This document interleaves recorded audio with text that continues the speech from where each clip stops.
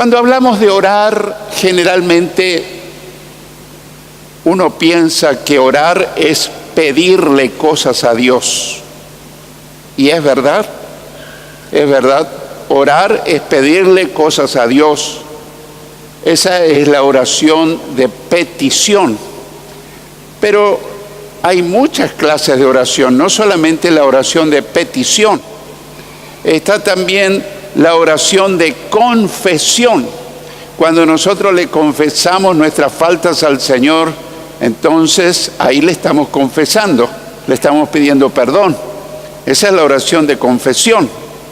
Cuando nosotros estamos agradecidos al Señor por los favores, por las bendiciones que hemos recibido, ese es otro tipo de oración, que es la oración de gratitud. Cuando nosotros estamos realmente asombrados del obrar de Dios en nuestras vidas, le alabamos al Señor por lo que Él hace, por lo que hizo y por lo que hará. Ese es otro tipo de oración, la oración de alabanza. Le alabamos por lo que Dios hace.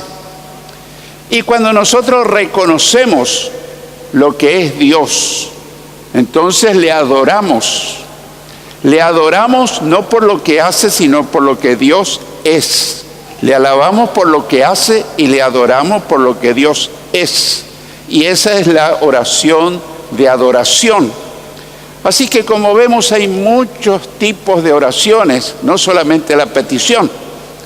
Pero hay una oración especial en la que nosotros nos olvidamos de nosotros, totalmente, para pensar en otros, para pensar en situaciones ajenas a la nuestra, para pensar en otras personas, y oramos por esas personas, le pedimos a Dios.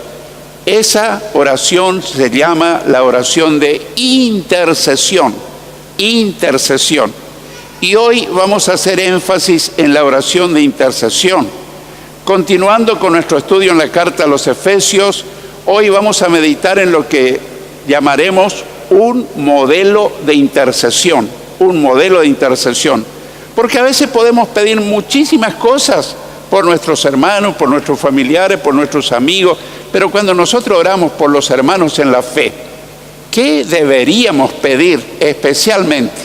Porque a veces pedimos por muchas cosas que tienen un valor relativo, pero en este modelo de intercesión vamos a aprender realmente qué enseña la palabra de Dios, lo que a nosotros nos conviene pedirle a Dios por los hermanos, por la iglesia, por los creyentes. Y continuando en el estudio de la carta a los Efesios, hoy vamos a dar lectura en Efesios capítulo 3, versículos 14 al 21. Efesios 3, 14 al 21, en que el apóstol Pablo intercede por los efesios diciendo: cuando pienso en todo esto, caigo de rodillas y elevo una oración al Padre, el creador de todo lo que existe en el cielo y en la tierra. Pido en oración que, de sus gloriosos e inagotables recursos, los fortalezca con poder en el ser interior por medio de su Espíritu. Entonces Cristo habitará en el corazón de ustedes a medida que confíen en Él. Echarán raíces profundas en el amor de Dios y ellas los mantendrán fuertes. Espero que puedan comprender, como corresponde a todo el pueblo de Dios, cuán ancho, cuán largo, cuán alto y cuán profundo es su amor. Es mi deseo que experimenten el amor de Cristo, aun cuando es demasiado grande para comprenderlo todo. Entonces serán completos con toda la plenitud de la vida y el poder que proviene de Dios. Y ahora, que toda la gloria sea para Dios, quien puede lograr mucho más de lo que pudiéramos pedir o incluso imaginar mediante su gran poder que actúa en nosotros. Gloria a Él en la Iglesia y en Cristo Jesús por todas las generaciones, desde hoy y para siempre. Amén. Un modelo de intercesión. Ahora vamos a examinar cada versículo y su gran contenido, porque ahí viene la enseñanza.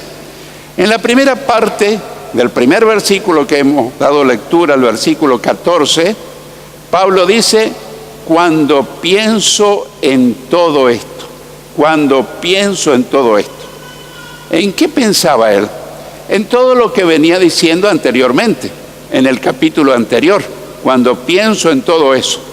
Yo quiero que recuerdes que en la carta a los Efesios, él habla mucho de que ahora los gentiles tienen los mismos privilegios que el pueblo de Israel. Los gentiles son los no judíos, porque antiguamente solamente los pactos, las promesas y todo lo que había era para el pueblo de Israel. Pero había un misterio que Dios mantuvo en secreto por siglos, por milenios, y se lo reveló a Pablo. Incluso lo llamó a Pablo para que predique a los gentiles. Así que cuando pienso en todo esto, todo lo que decía anteriormente, y concluía dando gracias a Cristo, porque confiamos en Él, tenemos libertad para acercarnos a Dios sin temor. Eso es parte de lo que decía finalizando el pasaje anterior. Les ruego entonces que no se desanimen por mis sufrimientos, pues esto es más bien un honor para ustedes, les decía. Y ahí finalizamos el estudio anterior. En la segunda parte del versículo 14, en el mismo versículo 14, la segunda parte dice, caigo de rodillas y elevo una oración al Padre. Caigo de rodillas y elevo una oración al Padre. Él estaba en ese momento real, literalmente, físicamente se había puesto de rodillas. Y seguramente que muchos, o por no decir todos nosotros, en algún momento nos ponemos de rodillas para adorar, para orar. Pero esta no es la única forma que podemos orar. Es bueno arrodillarse delante de Dios. Arrodillarse significa más que una posición física, una actitud del corazón, un acto de humildad, un acto de sumisión, un acto de rendición ante la majestad de Dios. Pero a veces uno puede estar de rodillas físicamente y puede estar muy erguido interiormente. No sé si lo habías pensado. Es bueno estar de rodillas, pero es bueno estar de rodillas también interiormente. Hay veces que a lo mejor por tu salud o por otros problemas no podés estar mucho tiempo de rodillas, o a lo mejor desde el comienzo estás sentado y estás orando a Dios, pero en tu corazón, en tu hombre interior estás de rodillas, estás humillado, estás rendido ante Dios, por reverencia a Dios. O incluso si estuvieras internado, si estuvieras en un sanatorio, en un hospital, y te toca estar acostado, y desde allí estás orando a Dios. Pero Dios mira si en tu corazón estás de rodillas. Estás acostado físicamente, pero de rodillas interiormente. Es muy importante la posición física, pero más importante es la posición interior del ser humano. Y hay un ejemplo bíblico que nos llama la atención. Cuando en Pentecostés descendió el Espíritu Santo, estaban todos sentados, nadie estaba de rodillas.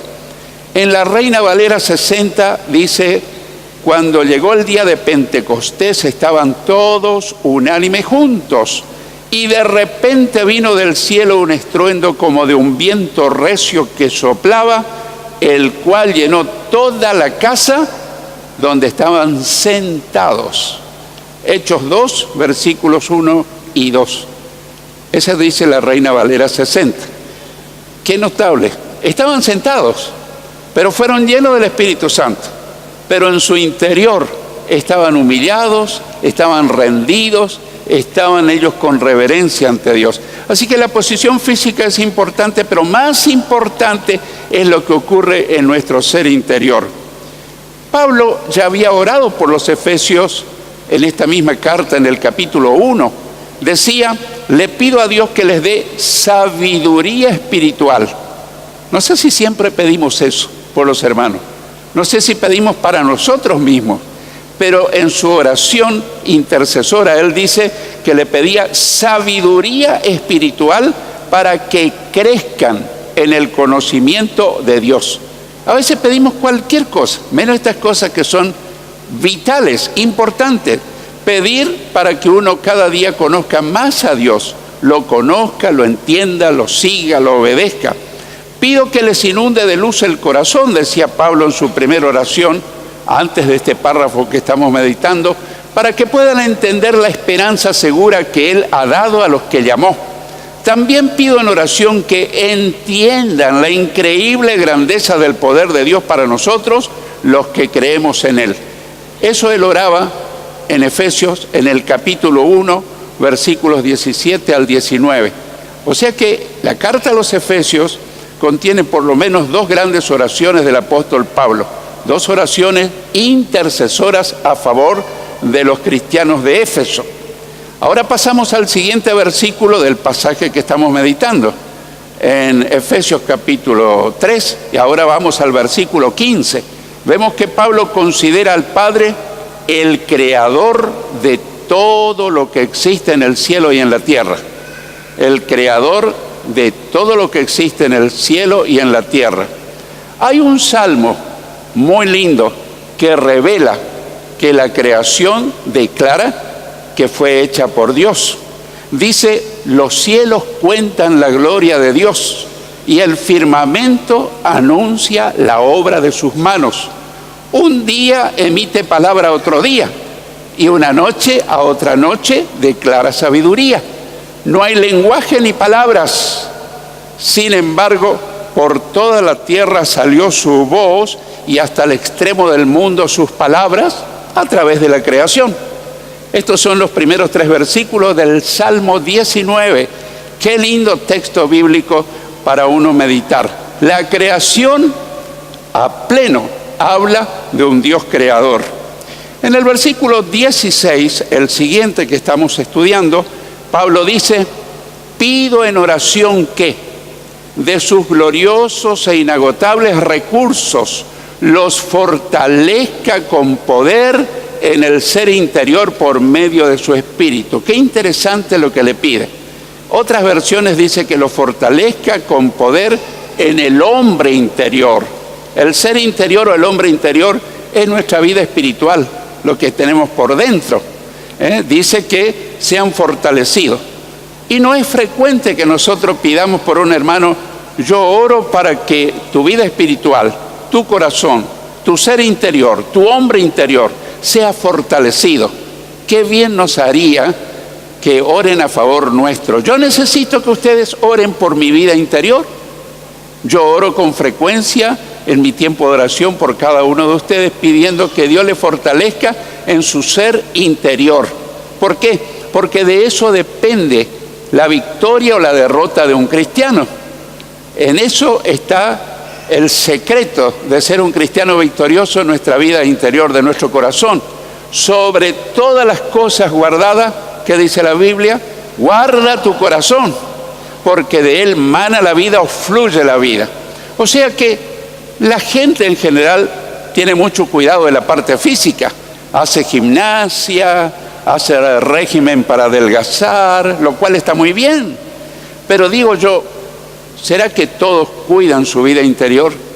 Hasta hay cristianos que cuidan mucho la parte estética, la parte externa. Está bien que se lo haga así, pero la pregunta es: ¿somos también cuidadosos de nuestra vida interior? Porque de nuestra vida interior depende que andemos siempre victoriosos, gozosos, triunfadores. Podemos estar bien musculosos, bien esbeltos, bien presentables, pero si nuestra vida interior está debilitada, si nuestra vida interior no está dentro del plan y la voluntad de Dios, entonces va a haber algo que nos tire para abajo. Pablo les decía a los corintios: por tanto, no nos desanimamos. Antes bien, aunque nuestro hombre exterior se va desgastando, no obstante, el interior se renueva de día en día. Eso está en 2 Corintios 4:16. Pero ¿cuándo se renueva nuestro hombre interior? Cuando nosotros pasamos tiempo con el Señor. No es cuestión de esperar que ocurran las cosas sin que yo mueva un dedo. cuando yo paso tiempo con el Señor en mi cuarto secreto de oración, cuando yo le abro mi corazón, les confieso mis debilidades, mis pecados, le pido perdón, le pido que Él me renueve interiormente, que me dé nuevas fuerzas, cuando yo medito en su palabra, cuando yo la pongo en práctica, cuando yo me congrego, cuando yo testifico de Cristo, mi hombre interior se está renovando. Entonces, aunque este hombre exterior se va envejeciendo, cuando estamos ya llegando a cierta edad, sea como sea, el hombre exterior se va envejeciendo. Pero tu hombre interior, tu ser interior, se tiene que ir renovando día a día. Entonces vas a llegar a una avanzada edad y alguien te va a ver y va a decir, qué vitalidad, cómo te veo gozoso y victorioso a pesar de tus años. Hay un secreto: Dios me fortalece en mi vida interior, pero cuando nosotros tenemos y pasamos tiempo con el Señor. ¿Estamos entendiendo, hermanos? Ningún vehículo puede andar mucho tiempo sin acercarse a la estación de servicio. Ningún cristiano puede andar victorioso si no está lleno de la plenitud del Espíritu Santo. Y eso ocurre en el cuarto de oración, cuando medito en la palabra, cuando tengo comunión con Él, testifico de Cristo. Así que aunque este hombre exterior se va desgastando, no obstante el interior se renueva de día en día. En la primera parte del versículo 17 dice: entonces Cristo habitará en el corazón de ustedes a medida que confíen en Él. Llama la atención esto. ¿Cómo es que los hermanos, los cristianos de Éfeso, ya no habían recibido a Cristo en el corazón? Si nosotros en este momento yo te preguntara, ¿quién de ustedes recibió a Cristo en el corazón?, se levantaría casi la totalidad de las manos. Pero Él está orando para decir: entonces Cristo habitará en el corazón de ustedes a medida que confíen en Él. Bueno, explicamos. Una cosa es recibir a Cristo, que Él esté en mi vida.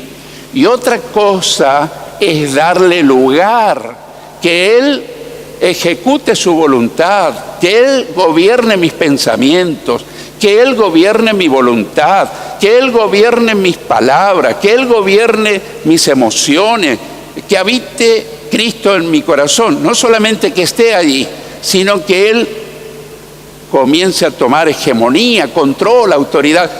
Y Jesús es un caballero, nunca va a tomar tu vida y va a empezar a gobernar, a menos que vos y yo le digamos: Señor, yo te cedo esta área, te cedo mi mente, te cedo mis emociones, mis sentimientos, mis palabras las pongo bajo tu control, todas mis decisiones. Entonces Cristo habitará, gobernará y crecerá dentro de nosotros. Así que esa es la explicación que damos para entender esa parte.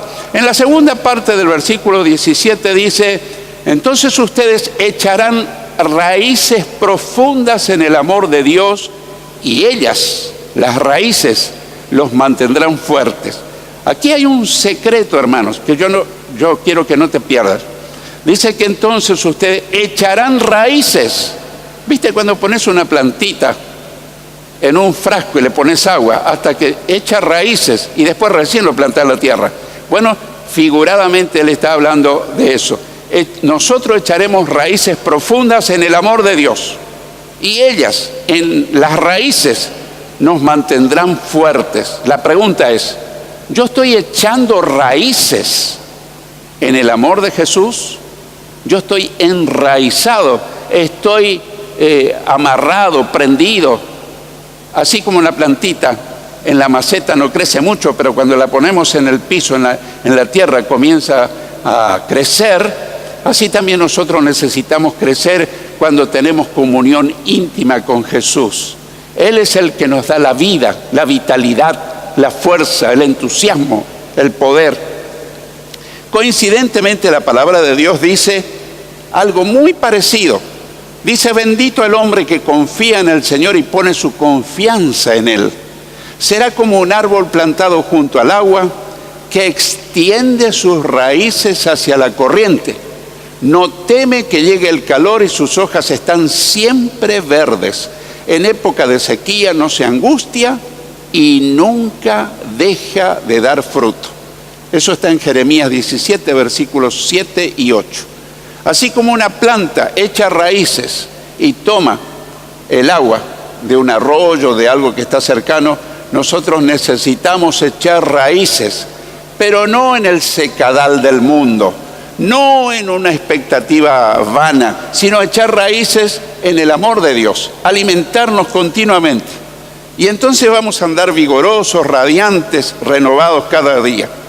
En el versículo 18, Pablo dice, espero que puedan comprender, muy importante esa expresión, puedan comprender, como corresponde a todo el pueblo de Dios, cuán ancho, cuán largo, cuán alto y cuán profundo es su amor. Obviamente que él está haciendo una analogía, una comparación, porque el amor de Dios no se puede medir ni con metro ni con kilómetro. ¿Cuántos kilómetros tiene de ancho el amor de Dios? No, está hablando figuradamente. ¿Cuánto de kilómetros tiene de largo? Está hablando en un lenguaje figurado, pero muy real. Él está hablando de 4 cosas: el ancho del amor de Dios, el largo, lo alto y lo profundo del amor de Dios. O sea que el amor de Dios es algo intangible, no lo podemos tocar, pero lo podemos percibir. Cuando el amor de Dios llena nuestro corazón, nuestra vida está radiante, nuestra vida está en victoria. Cuando le permitimos a Jesús derramar su amor en nosotros, nuestra vida cambia totalmente. Y ahí empieza a hacer que nuestra amargura, nuestra tristeza, nuestro fracaso empiece a salir y ser renovado por el amor de Dios. Porque en un recipiente no puede haber arena y agua simultáneamente. Si está lleno de arena y le echamos agua, o sale la arena o sale el agua. Pero no puede estar 2 cosas simultáneas en el mismo envase. Eso pasa también con nuestro corazón. Hay un escritor muy prolífero, a lo mejor leíste alguno de sus libros. Yo tuve la oportunidad de conocerlo en Ámsterdam, Holanda. Ahora ya está con el Señor. Él era uno de nuestros conferencistas. Un escritor muy prolífero que escribió muchísimos libros. Se llama John Stott. John Stott, te recomiendo. Es un gran, o fue un gran escritor de libros cristianos. Él decía algo relacionado con este versículo 18. Yo quiero que escuchen lo que él decía. El amor de Cristo es lo suficientemente ancho como para poder alcanzar a toda la humanidad, lo suficientemente largo para prolongarse por toda la eternidad, lo suficientemente alto como para exaltarlo hasta el cielo y lo suficientemente profundo como para alcanzar al peor pecador. Qué interesante el concepto que tenía John Stott de lo que es el amor de Cristo. En el versículo 19, Pablo dice, es mi deseo que experimenten el amor de Cristo. No que lo conozcan mentalmente, sino que lo experimenten en su vida, el amor de Cristo. Aun cuando es demasiado grande para comprenderlo todo, entonces serán completos con toda la plenitud de la vida y el poder que proviene de Dios. Yo quiero señalar algunas cosas. Necesitamos experimentar el amor de Cristo aunque no podamos comprenderlo todo. Yo puedo estudiarme toda la Biblia, sabérmela de memoria, y sería un cristiano muy teórico, un cristiano con mucha información mental, teológica, bíblica, pero no tener una experiencia con Jesús. Así que necesitamos no solamente conocer de la Biblia, sino tener una experiencia diaria, una comunión íntima. Vos podés saber mucho de una persona, pero si no hablás con esa persona, si no tenés comunión con esa persona, no la vas a conocer en realidad. Vas a tener un conocimiento teórico de esa persona. Lo mismo puede pasar con Jesús. Así que necesitamos experimentar el amor de Cristo, aunque no lo podamos comprender todo. Se experimenta espiritualmente en nuestro ser interior, se comprende intelectualmente, pero eso tiene que ir equilibrado, porque si uno es un conocedor de la palabra, pero nunca experimentó a Cristo, una comunión íntima con Él, soy un cristiano teórico. Y si yo tengo comunión con Él, pero no tengo buena información bíblica, corro el riesgo de desfigurar la imagen o el concepto de Él. Entonces está completo con la plenitud de la vida y el poder que proviene de Dios. En el versículo 20 Pablo dice: y ahora que toda la gloria sea para Dios, quien puede lograr o puede hacer mucho más de lo que pudiéramos pedir o incluso imaginar mediante su gran poder que actúa en nosotros. Dice que Dios puede hacer mucho más de lo que pedimos o imaginamos. Qué importante para nuestra vida de oración. Dios puede hacer más de lo que pedimos o imaginamos. Puede hacer más. Y nos surge una pregunta: ¿por qué entonces a veces no hay respuestas a algunas de nuestras oraciones? Seguramente, a mí me vino esta pregunta, y muy pronto el Espíritu me indicó un versículo que Jesús dice: si ustedes permanecen unidos a mí y si obedecen todo lo que les enseño, pueden pedir todo lo que quieran y se les concederá. Juan 15:7. Hay un secreto. Es una promesa condicional. Jesús dice: si ustedes permanecen unidos a mí, en íntima comunión conmigo, y si ustedes ponen en práctica mis enseñanzas, si son obedientes, pueden pedir todo lo que quieran y se les concederá. Finalmente, en el versículo 21, Pablo dice: gloria a Él en la iglesia y en Cristo Jesús por todas las generaciones, desde hoy y para siempre. Amén. Eso se llama una doxología, donde se exalta la majestad, la gloria de Dios. Esto nos recuerda de alguna manera a lo que enseñó Jesús al finalizar el Padre Nuestro. Nunca lo leemos, pero al finalizar el Padre Nuestro dice: porque tuyo es el reino y el poder y la gloria por todos los siglos. Amén. Queremos concluir haciendo un repaso de los temas importantes que debemos pedir por los hermanos en la fe cuando intercedemos por ellos. 1. Que Dios les conceda sabiduría espiritual para que crezcan en el conocimiento de Dios. ¿Vas a recordar? Que Dios les dé sabiduría espiritual para que crezcan en el conocimiento de Dios. 2. Que Dios les ilumine el corazón para que puedan entender la esperanza segura que tenemos en Él. 3. Que entiendan la increíble grandeza del poder de Dios para nosotros. 4. Que Dios los fortalezca con poder en el hombre interior por medio de su Espíritu. 5. Que Cristo habite en sus corazones y los gobierne plenamente. 6. Que echen raíces profundas en el amor de Dios y que esas raíces los mantengan fuertes. 7. Que comprendan cuán ancho, cuán largo, cuán alto y cuán profundo es el amor del Señor. Y 8. Que experimenten el amor de Cristo. Entonces estarán completos con la plenitud de la vida y el poder que proviene de Dios. La verdad, cuando nosotros pensamos en nuestras oraciones de intercesión, es como que estos temas nunca están presentes.